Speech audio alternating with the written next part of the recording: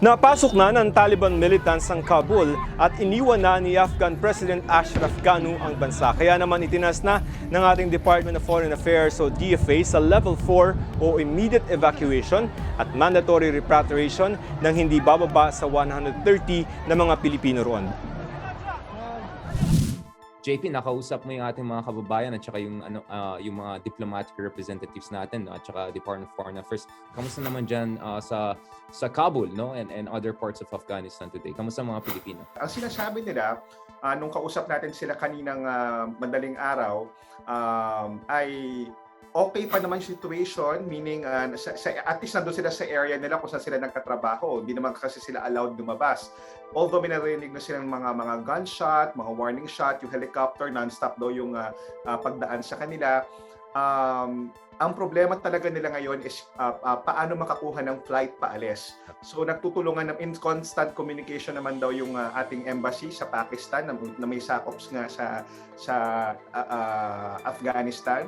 At yung kanilang mga kumpanya, mga employers, nagtutulungan para makahanap ng quickest, safest flight. Actually, ang goal ngayon is makaalis lang talaga ng Afghanistan, no? Makapunta ng Doha, makapunta ng India even, no?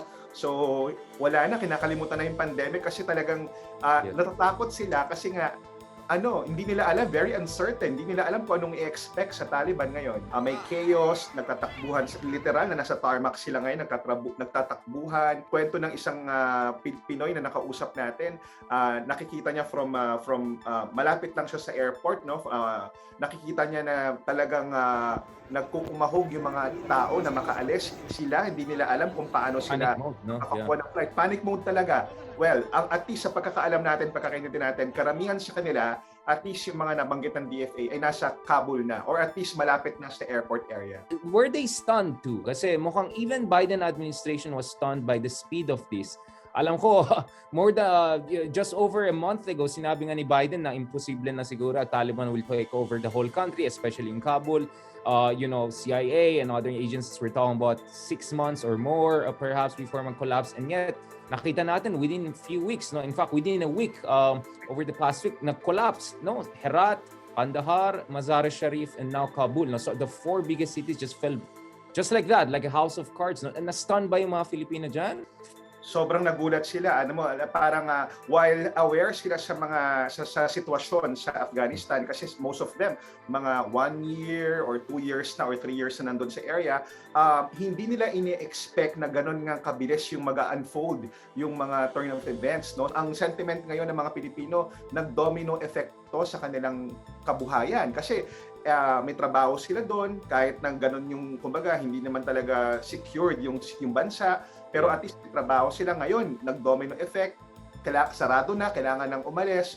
And more importantly, hindi rin sila ganun ka-sure now kung paano sila makakalabas ng bansa. So parang siyang pelikula. Basically, no, they're just trying to escape that country now, no? Basa ko dito siguro DND and others could get involved eventually if kailangan, or we can get charter planes among others.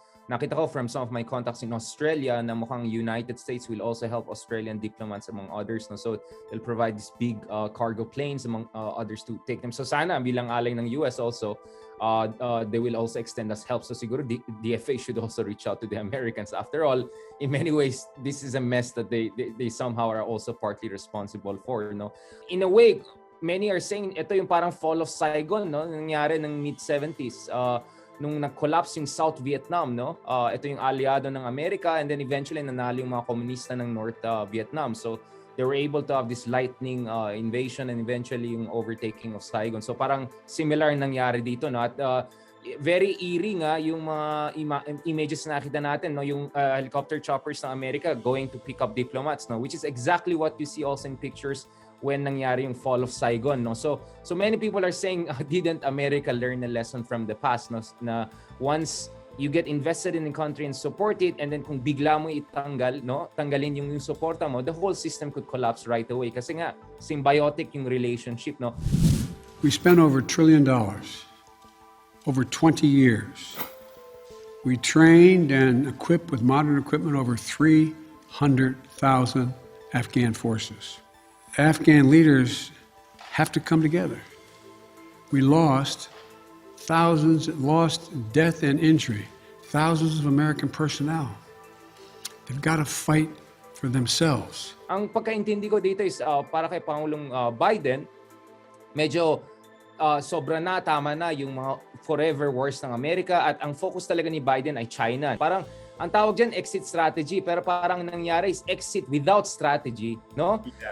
In a way, this might actually complicate the situation, in a way that this might actually undermine confidence in America na ito nga, 20 years, you prop them up, you broke the country, now you just disown it just like that. Absolutely, yung hamon nga ngayon dito, sinasabi rin ng ilang Pilipino, dapat talagang ligtas na maialis ng administrasyon ni President Biden lahat ng Amerikano sa Afghanistan kasi any casualties, kung sakali may masaktan dyan, gagamitin niya na definitely ng mga kalaban niya sa politika, sa Republican, no? Parang babalik sa kanya na yun nga, yung exit without strategy na sinasabi at sasabihin isa itong failure, no? Though maganda yung intention, kung maganda man talaga, kung malinis man yung intention, the moment na talagang may masaktan, wag naman sana kahit kaninong mga kaalyado pa even kahit nga sa mga kababayan natin, talagang it would reflect or babalik din yan sa mga naging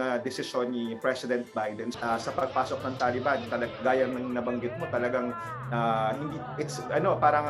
hindi na nanganganib parang doon talaga yung direction nun papunta na given their background and history, no. So ang dami-daming problema na parating and ang dami ring human rights issues na pag-uusapan diyan. At hindi lang to usapin basically ng Afghanistan, no. So maraming at stake dito yung tayong lahat, no. Hindi lang to dapat issue ng Afghanistan, issue na ngayon to ng buong mundo kasi marami talaga ang maapektuhan dito. In the meantime, what's clear is that the people of Afghanistan are suffering, no, and we're really worried about minorities, no, religious minorities, gender minorities, among others, and we just our prayers with them, no, our hearts go to them.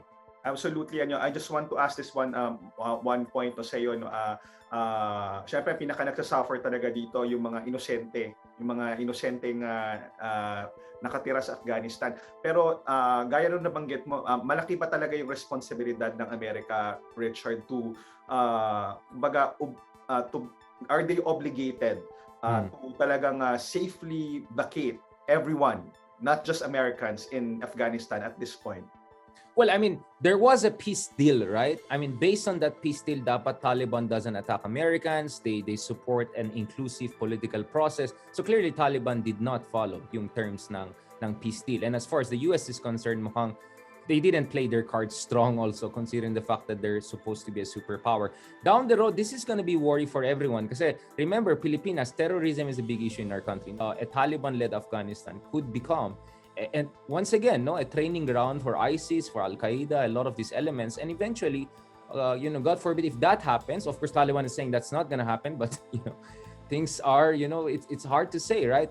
Down the road, this could boomerang, unfortunately, not only on neighboring countries, but especially to Southeast Asia. So now, the way that, there was exit without strategy and parang mukhang complete abandonment of the Afghan people, especially in Kabul and Nar, I won't be surprised, JP, no, na more and more people dito sa Pilipinas, siguro na gusto makipag-friendship sa China, they'll say, see, tingnan mo yung nangyari sa Afghanistan, hindi reliable ang mga Amerikano. They'll just abandon you like that once it gets tough, no? Nagkakaproblema na ngayon momentum ni President Biden sa kanyang isa pang gera, yung paglaban sa COVID-19, di ba? Dahil meron din ginagamit din sa politika, and yet ito meron na namang may mapupukol sa kanya at mapo-question yung kanyang parang decision making, no. And sa nabanggit mo, hindi na lumalabas na hindi na talaga natuto sa kasaysayan yung ating mga leader sa iba't ibang panig ng mundo. Mark Twain, the American writer, said history doesn't repeat but it rhymes. In this case, it actually repeated itself. Maraming salamat, JP, no. Thank you very much. We will follow what's going to happen in Afghanistan and different parts of the world. So please ituloy mo itong conversations mo with our OFWs, especially people who are in difficult situations. And hopefully we'll continue these conversations. No? Maraming salamat, JP, and have a good day.